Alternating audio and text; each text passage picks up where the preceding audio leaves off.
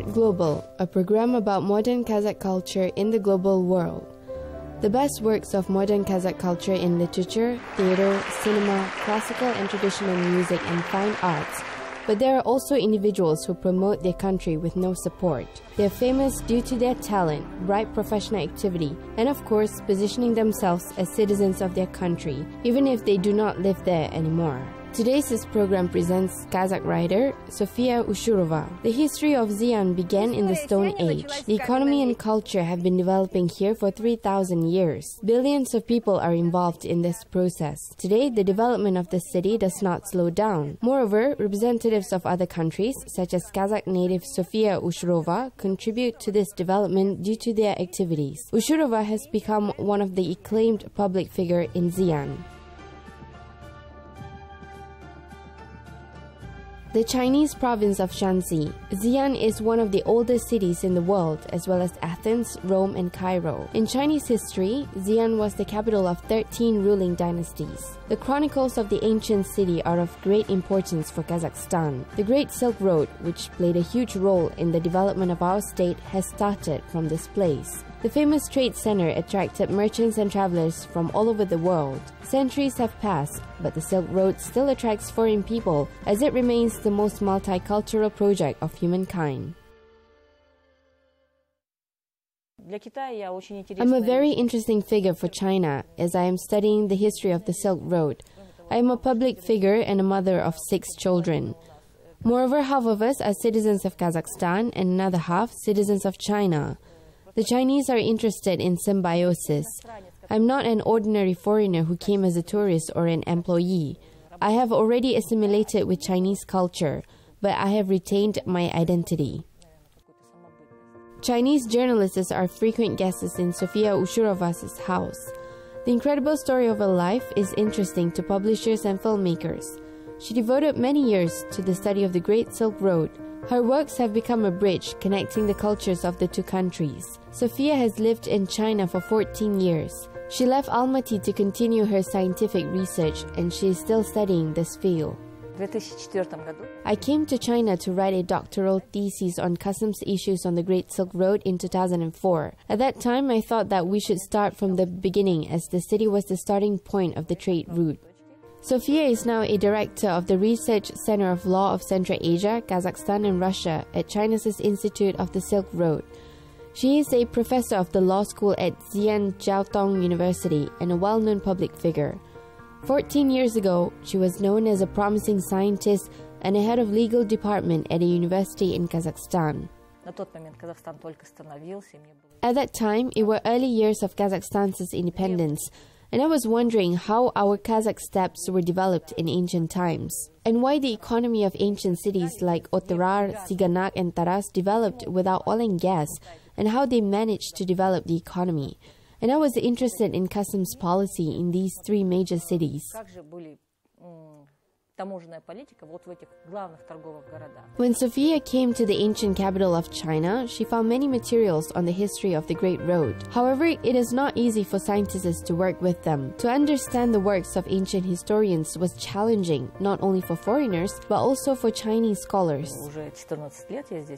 I have been living here for 14 years. There are many documents in archive that are written in ancient Chinese. Taking into account that the ancient Chinese has many variations, it is a real challenge.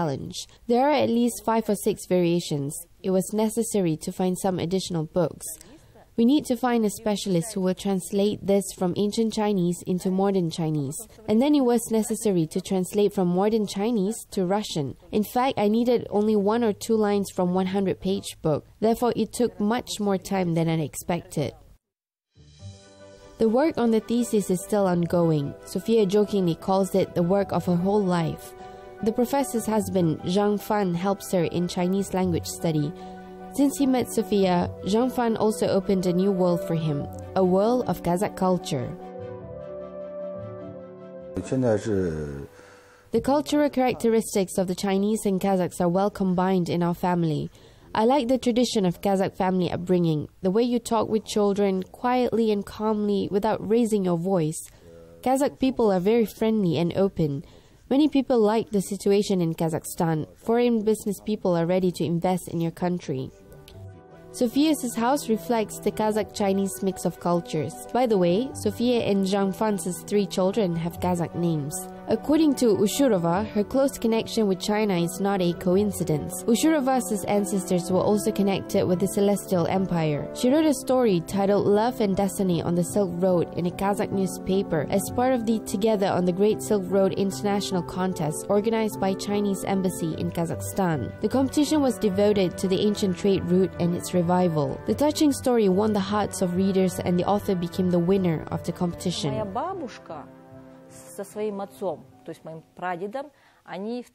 My grandmother with her father and my great-grandfather moved to the Soviet Union in 1933 because they were afraid of Soviet campaign of political repressions on the territory of China. My grandmother became a third wife of a local rich man. The revolution began here in 1949. He went to prison and was shot. My grandmother lived in exile in the mountains. She suffered a lot. Then she remarried. They immigrated again to the Soviet Union in 1963. Потом с супругом они эмигрировали вновь в 1963 году в Советский Союз.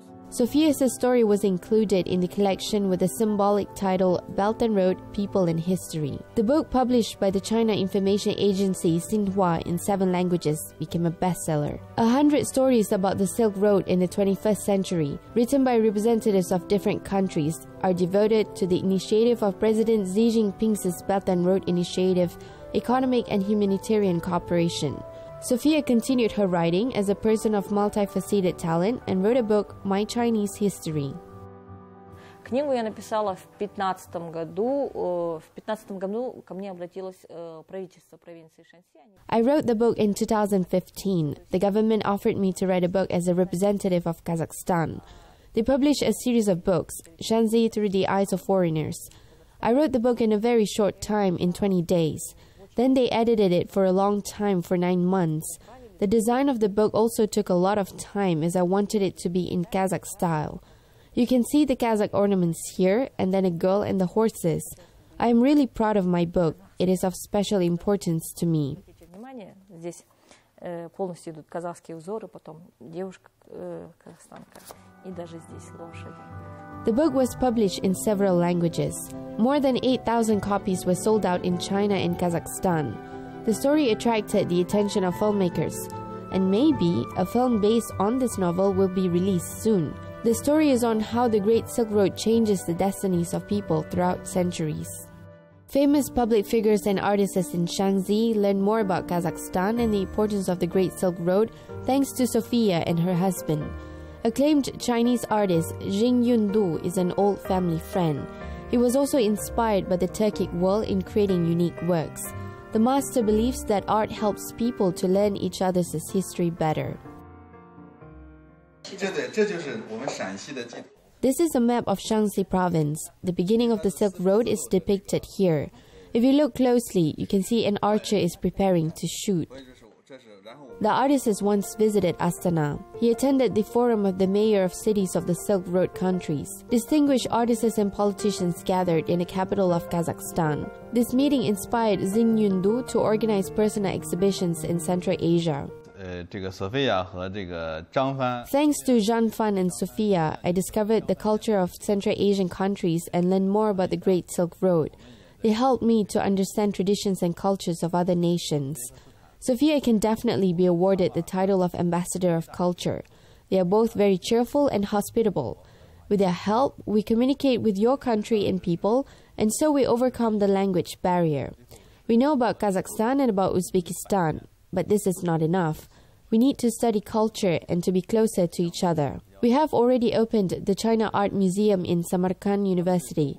I received a professor's diploma from the school. I think that we will launch new projects in Kazakhstan. I want to provide an opportunity for artists from Central Asia to exhibit in Xi'an. Perhaps we can hold personal exhibitions or maybe joint ones. In any case, I think it will be interesting. Simple Human Stories helped Sofia Ushurova to examine the archival documents while studying the history of the Great Silk Road. It is believed that the Great Silk Road was opened in the 2nd century BC.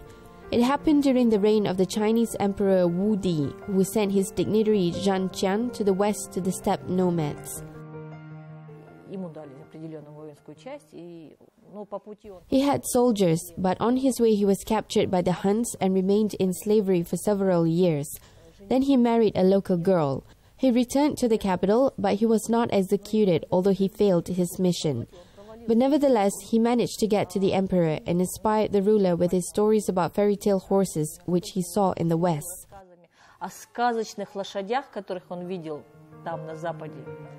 The ancient route was opened due to these events. Sofia Usharova was also interested in the fate of the Kipchak girl, who left for China after Zhang Qian, along with other historical details.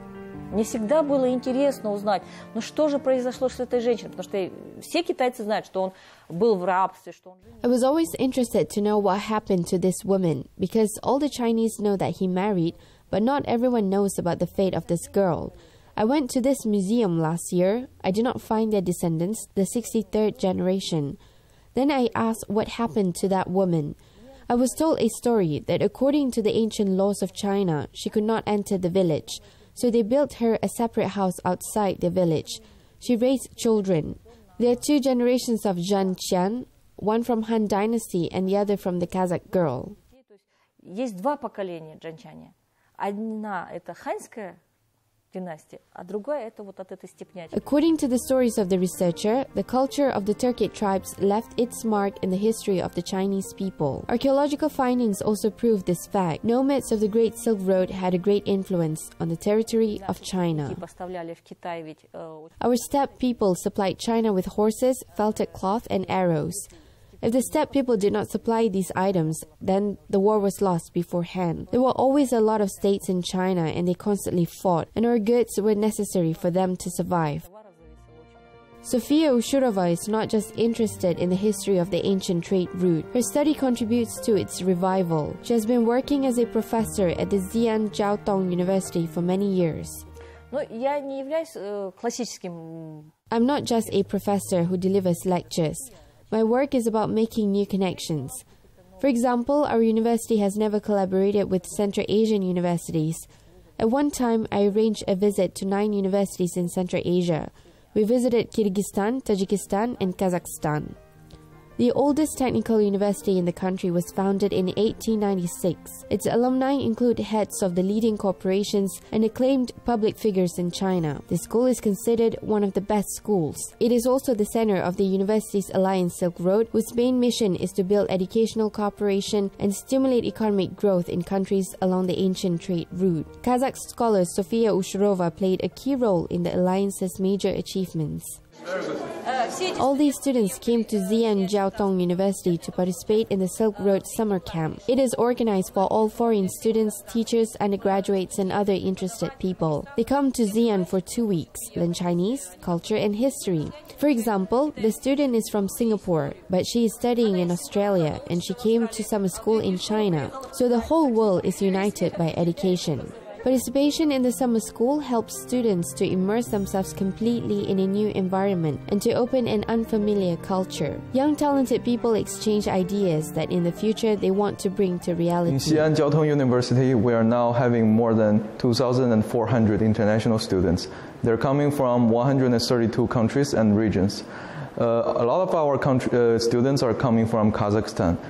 We are having a lot of cooperations with universities and institutes from Kazakhstan, such as the South Kazakhstan State University and Nazarbayev University.